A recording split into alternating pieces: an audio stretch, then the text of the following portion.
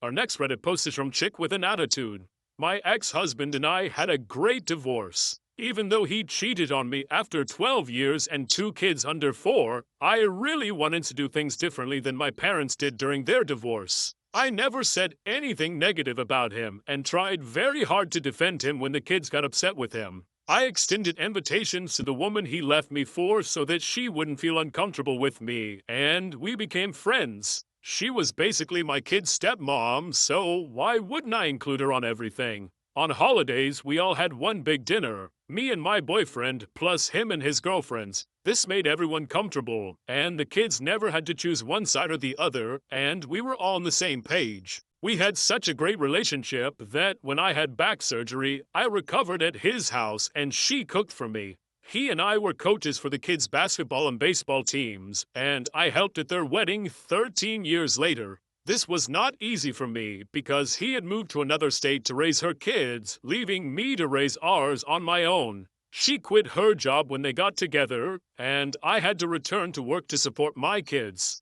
But I needed to keep the resentment and bitterness away from my kids. All of this set the tone for the divorce. But when he initially left, I spoke to a lawyer and got a separation agreement that was really great for me. He asked me that I not take half of his retirement, but instead he would pay X in child support and an additional Y in alimony. Because at the time he was making a lot of money and I was a stay-at-home mom with a country club membership. Yuck.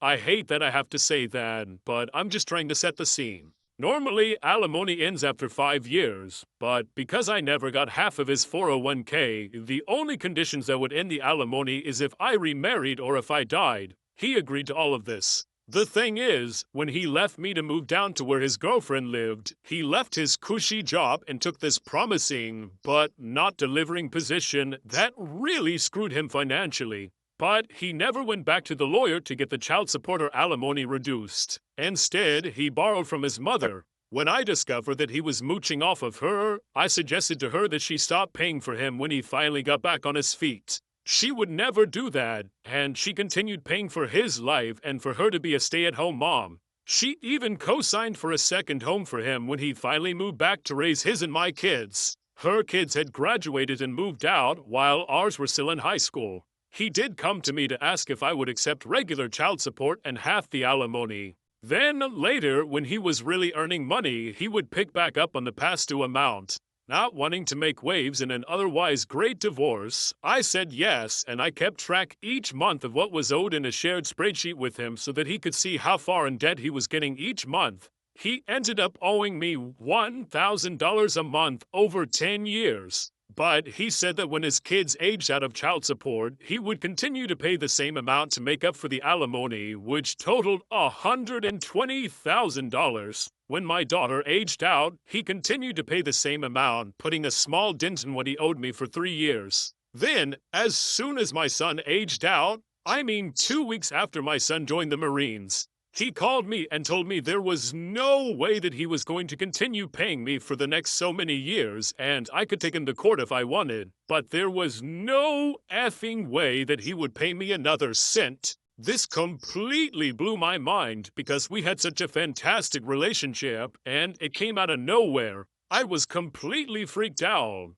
But I took his advice. I contacted an attorney and sent all of his calls to voicemail, per my attorney's advice, and I took him to court. The best thing was, prior to the hearing, my attorney put a lien on both of his homes so that he couldn't change ownership to his mom or his wife prior to the court hearing. I still had the phone call recording when he realized this, and the horrible names he called me for doing that. Since I had kept such immaculate records from the day that he changed payments and he was aware of his debt rising each month, it was a slam dunk for my attorney. Instead of making small payments for a few years, he had 30 days to pay me $120,000 in full. Unfortunately, the kids now have to choose which parent they visit on holidays, but that wasn't my fault. I was willing to continue as is and not put any strain on the family relationship.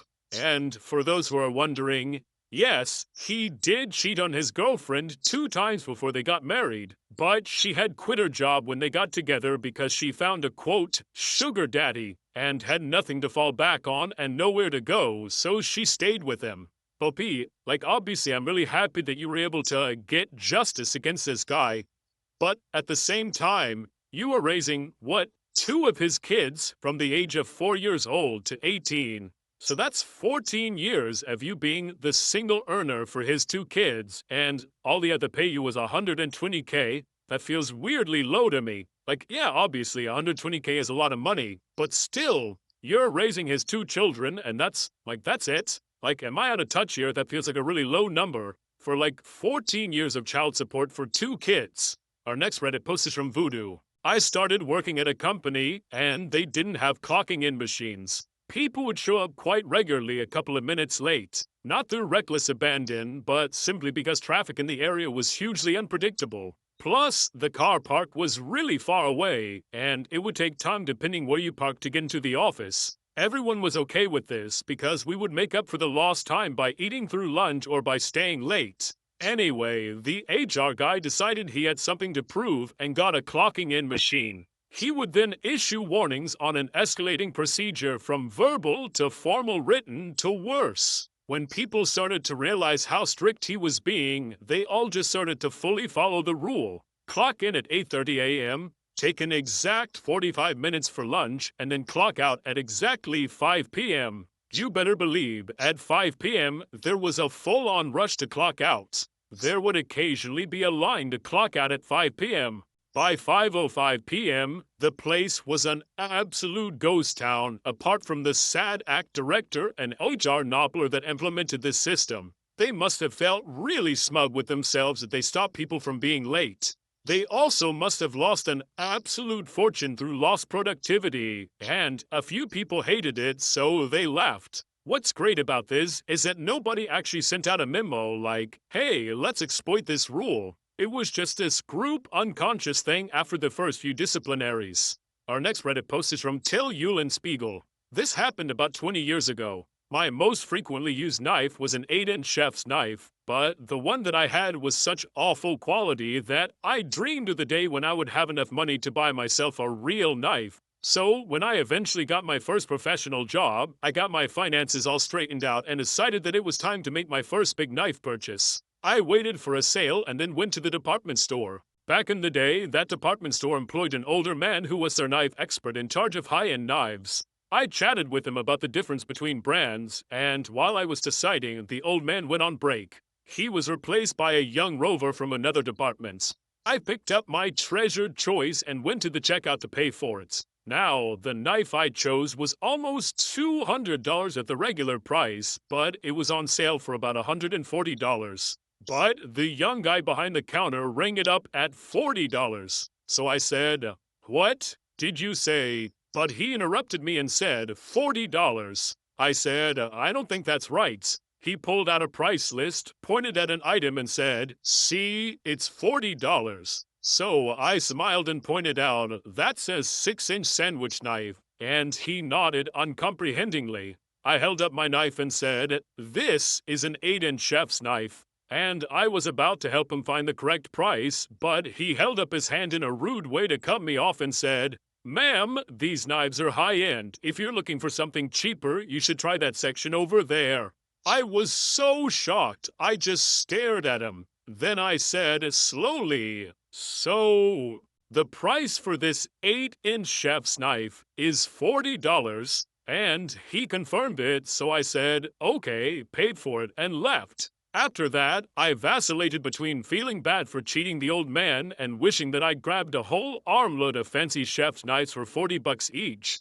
But I've certainly enjoyed using that knife ever since. OP, never interrupt your enemy when they're in the process of making a mistake.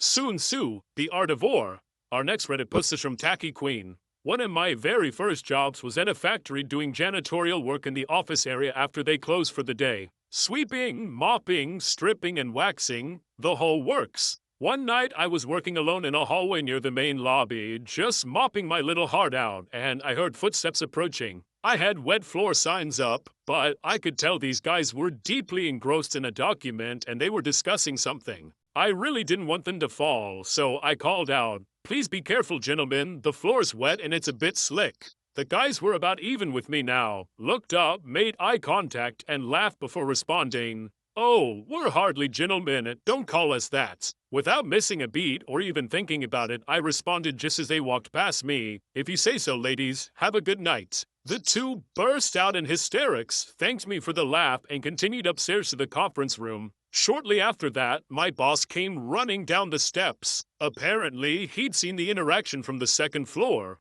His eyes were wide, and he said, "Why would you say that?" "I don't know. They said they weren't gentlemen and not to call them that, so ladies was the first thing that came to mind." So, anyway, that's how I called the CEO and president of the nationally recognized corporation ladies on their way to a meeting. Yeah, I would have laughed too, OP. Honestly, it's a pretty funny joke. Our next Reddit post is from Rebel Scum. I work in upscale catering with a busy corporate division, as well as our private events like weddings and such. The staff wore jeans and a t-shirt, which was fine for corporate deliveries of lunch and the like. My daily workwear is jeans, a crisp white shirt, and Converse Chuck Taylor shoes. Red Chucks for the record. I also have full-sleeve tattoos on my arm and a resting murder face. My personality is a total contrast to outward appearance, however, and that I'm very outgoing and I like to get people to laugh, which I'm very good at with our clients. As such, the company owner has given me a lot more slack about some of the more formal rules in place because he knows that I can make an event run smooth like rich, creamy butter. So, my department head has a pickle up her butt about the chucks that I wear. She's constantly on my butt about wearing red shoes. For months, she's harped on me almost daily until she finally wrote me up. When I was at the meeting dealing with the write-up, I told her that I wouldn't wear my red shoes anymore, to which she looked extremely satisfied and pleased with herself. Until the next day, when I showed up in orange and white checkered Vans. It's a small malicious compliance, but it's what I got, and I'll never forget the look on her face when she realized how pointless her argument was. Beneath that, we had this story from the Yarn Llama. I worked in an office where the owner was proud of the fact that there was no dress code. He wanted his employees to be comfy as they worked and to look accessible to clients, not like a lot of corporate robots. A new manager comes in, and I got written up for not dressing appropriately. I usually wore jeans and a plain shirt. I also wore a cable net headband to keep my hair back and because the office was so cold. The new manager didn't like my look because it wasn't office appropriate and she really hated my headband. I went to the owner and told him about my write-up.